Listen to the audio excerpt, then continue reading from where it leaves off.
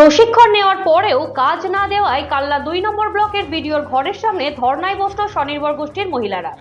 তাদের অভিযোগ, মহিলা কাটিং এবং স্টিচিং প্রশিক্ষণ নিয়েছে, অথচ তাদের কাজ দেওয়া হচ্ছে না।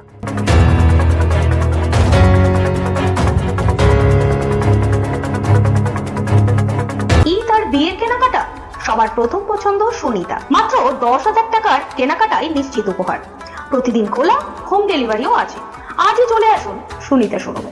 গোষ্ঠীর মহিলাদের অভিযোগ, কাটিং স্টিচিং তারা প্রশিক্ষণ নিয়েছেন, কিন্তু তাদের কাজ দেওয়া হচ্ছে না, অথচ বাইরে থেকে মাল কেটে বাচ্চাদের জামা কাপড় তৈরি করা হচ্ছে।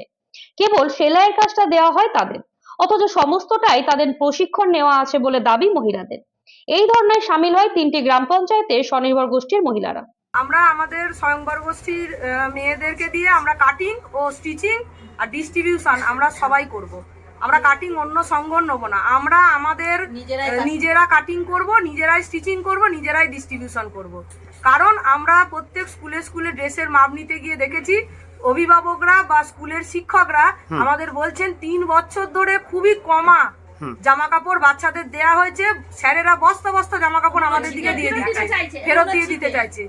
যে বাচ্চারা এগুলো পড়তেও চায়নি, গার্জেনরাও ফেরত দিয়েছে। তাই আমরা আমাদের কাটিংও নেবো না, আমরা আমাদের কাটিং স্টিচিং আমরা সমস্ত কিছু আমরা ডিস্ট্রিবিউশন সব নিজেরা করব। আমাদের তিনটে জিপি স্বয়ংবর গোষ্ঠীর মেয়েরা আমরা সবাই মিলে এসছি এখানে আজকে।